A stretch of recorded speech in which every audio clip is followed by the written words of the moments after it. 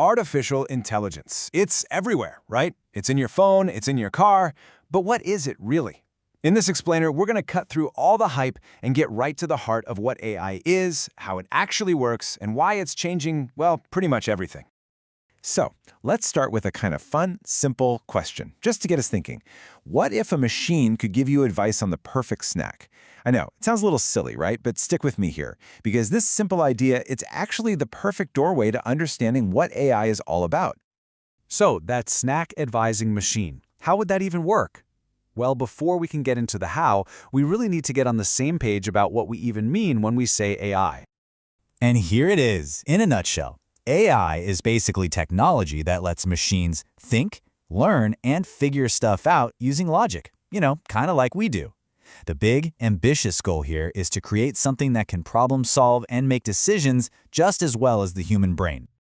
Okay, so that's the big idea, the theory. But what does this look like out in the wild, in the real world?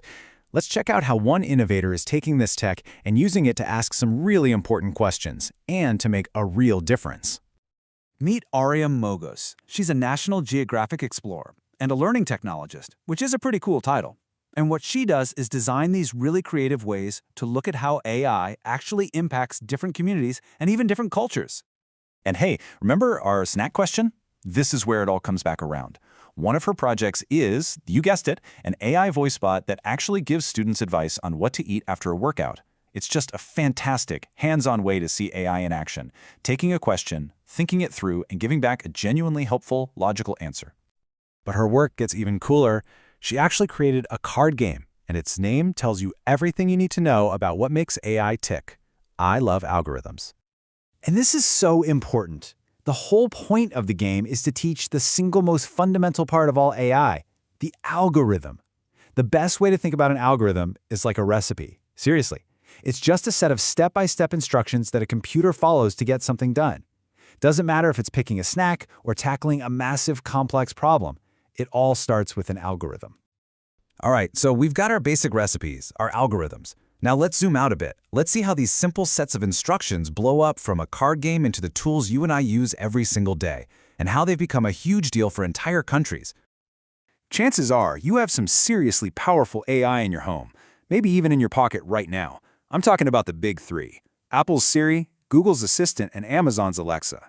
Every single one of them is a super sophisticated AI, running on mind-bogglingly complex algorithms. And this is where the real magic happens. Let's take Alexa. It's not just following a static recipe, it's using something called machine learning. That just means it's designed to learn from you. So when you say good morning, over time it figures out, oh, they want the lights on and this specific playlist. It's basically learning your personal routine, your own little algorithm, and adapting to you. But this goes way beyond our homes. AI is now a massive focus for whole countries. Just look at what Egypt has been doing. It's an amazing journey. In 2019, they formed a National AI Council. And just 4 years later, by 2023, they're rolling out AI training in schools and universities. I mean, that is a huge, top-down national commitment. And all that hard work, it really paid off. By 2022, their focus shot them all the way up to second place in all of Africa for AI readiness. It just goes to show you, this isn't a side project. Nations are in a full-on race to master this technology. Okay, so when you have a technology that's this powerful and it's spreading this fast, you've got to stop and ask a really important question. What are the rules of the road here?